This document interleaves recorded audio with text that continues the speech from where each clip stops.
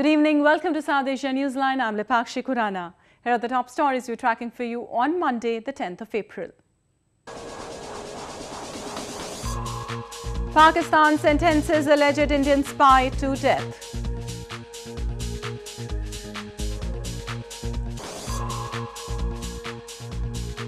Australia, India signed pacts to push bilateral and regional trade agenda.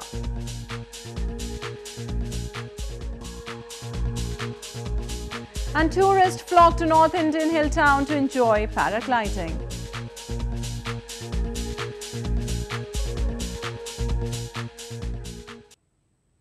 And now for all the details. India and Australia on Monday signed a 6 memoranda of understanding and agreed to work together to fight terrorism. The Australian Premier is on a 4-day-long visit to India.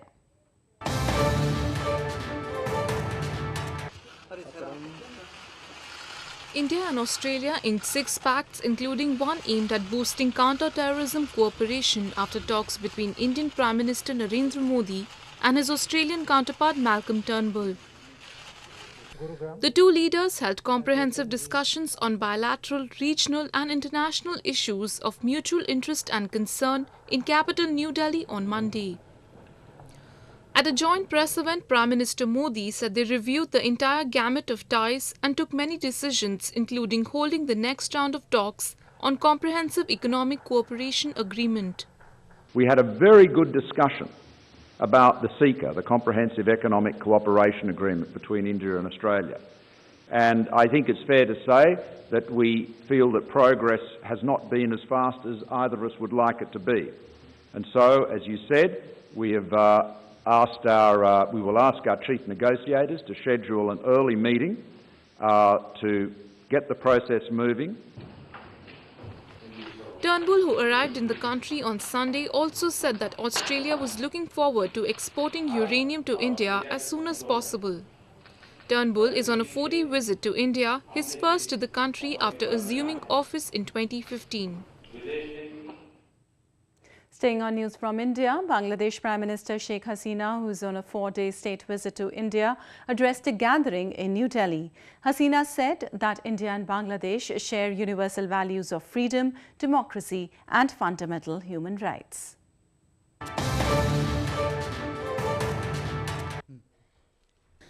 Bangladesh Prime Minister Sheikh Hasina on Monday said that Dhaka has comprehensively addressed New Delhi's security concerns and that the rise of terrorism has put in peril Bangladesh's journey towards peace and prosperity.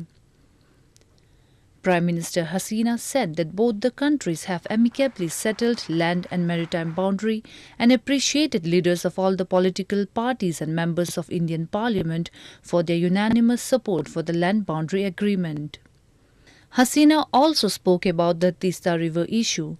Bangladesh has sought an equitable distribution of the Teesta waters from India, on the lines of the Ganga Water Treaty of 1996. We strongly believe our common water resources must act as a uniting force, a comprehensive basin-wide solution with an inbuilt solution to water sharing of all common rivers holds the key to our common future.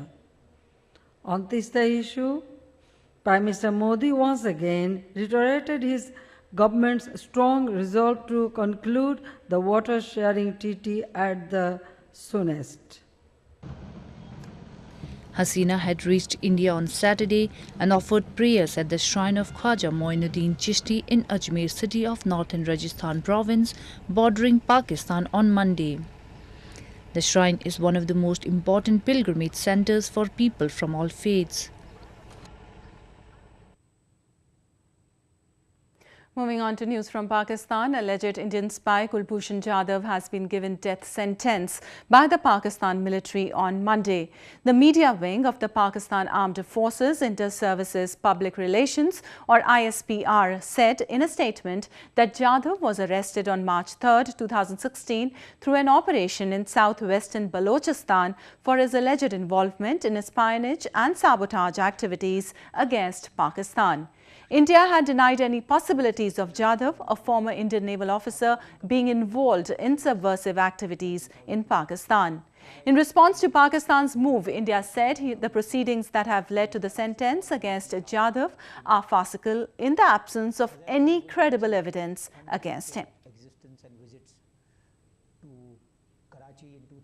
Oh, that sanity will prevail. You know, these cases, whether he was a spy or not a spy, we don't go into that. Because espionage or spies are caught all over the world all the time. This is not something unique. And very rarely does a spy get hanged, you know. And India and Pakistan are not at war. Pakistan has been saying, at least Prime Minister Nawaz Sharif has been saying he wants peace, he wants to talk. Meanwhile, clean drinking water is a necessity for every human being.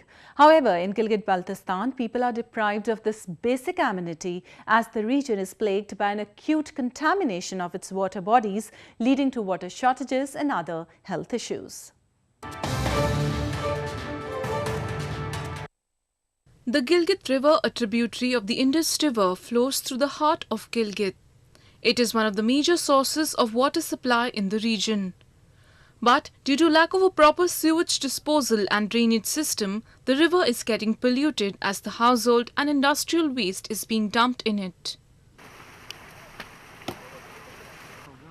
Locals allege waste from animal slaughter is also being increasingly drained into the river.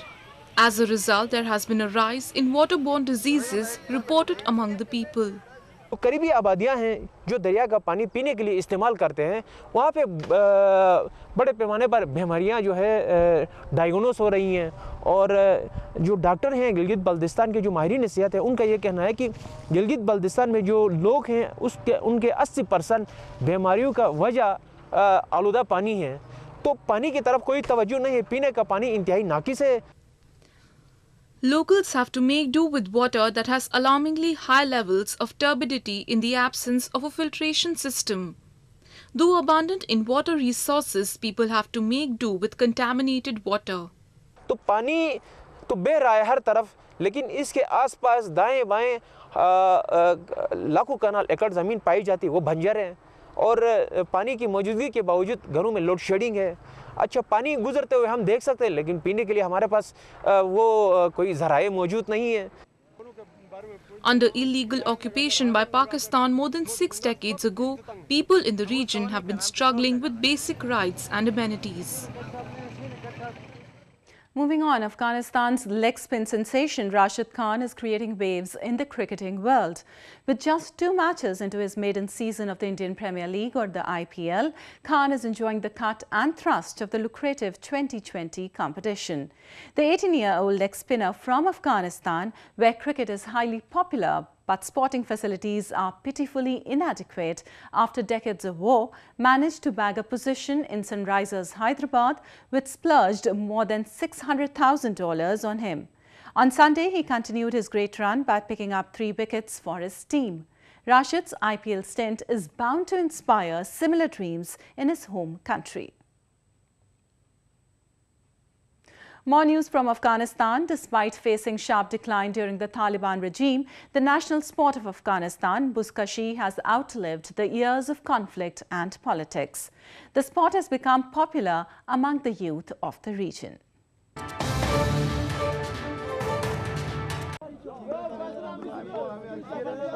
A crash of horses and men deep in a mountain pass signals the start of another game of buzkashi, Afghanistan's national sport. Buzkashi, which translates roughly as goat pulling, has been played for centuries across Central Asia and is one of the most enduring and iconic symbols of Afghanistan. Recently, a community match was played out under the soaring snow-capped peaks that surround the Panjshir Valley north of Kabul. It is a sport which is often violent, but designed to showcase the riders' horsemanship and warrior spirit. کسی اگر میفتادم کسی که مسئولیت نداره یه گپی نیست که دیگه کس دشمنی داشته باشه یک علامت شوق مردم است. Amid foreign invasions, civil wars and insurgent attacks, Afghans have gathered to cheer on their favorite chapandas, as the riders are known. The game typically involves riders on horses wrestling over half of a calf carcass. Riders are calling for the government to build specific grounds for them to play the sport in a safer environment. In news from Nepal, the ethnic Madhesi-based parties have objected to the local polls, demanding amendment in the constitution. With widespread projection of postponement of the polls, the Election Commission is determined to hold the election no matter what the situation signals. The Election Commissioner of Nepal has expressed her confidence and commitment towards the successful commencement of May 14 elections, despite the widespread doubt over its commencement. The elections are being opposed by Madhesis, who say the polls should be conducted only after their demands regarding the redemarcation of provincial boundaries and other issues are addressed by an amendment to the new constitution. The Election Commission has finalized the voter rolls and ballot papers are being printed almost near incompletion. We are confident that we will be holding the elections. When we talk to the government, when we talk to the Home Ministry, they have assured us of security situation. Our preparations are underway, right on according to the timeline, so there should not be a problem. The Election Commission is running the voter education program targeting large swathe of voters unaware about the electoral process and procedures upon doubt that it will help produce invalid votes. Time is very short, so the core voter education program is already underway, but we are also thinking of starting some programs, some special community focused programs like focus on women, focus on youth, focus on Madhes and women in Madhes, focus on civil society and media. These are some special programs that we are going to launch very soon. The Election Commission has not printed the ballot paper for province number 2 and is waiting for the government's permission to start the task. Adventure sports lovers are flocking to northern India's hill town of Nainital. Activities like paragliding and zorbing have been thrown open to the public.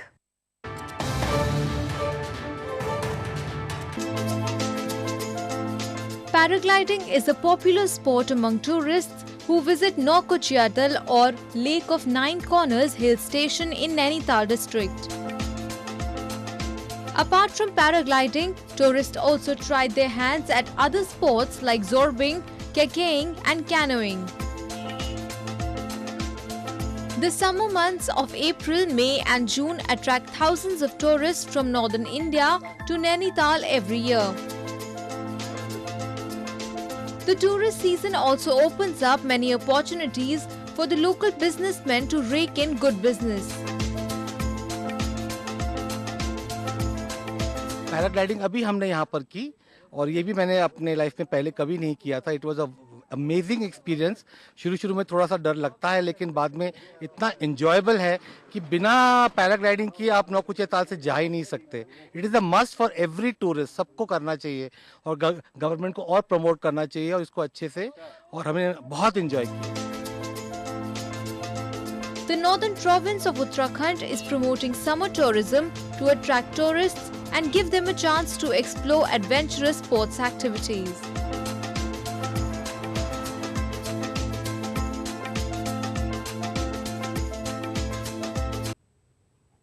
Well, that's the way it was in South Asia this evening. Before we conclude, the top stories once again. Pakistan sentences alleged Indian spy to death.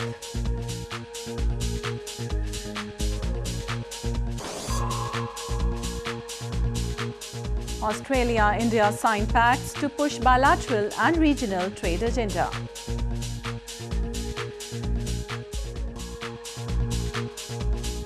And tourists flock to North Indian hill town to enjoy paragliding.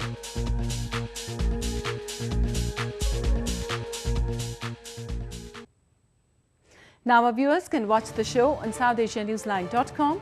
You can also visit us on Facebook.com/SAsiaNewsline and follow us on Twitter @SAsiaNewsline. Well, that's all in tonight's edition. We'll see you same time tomorrow. Good night.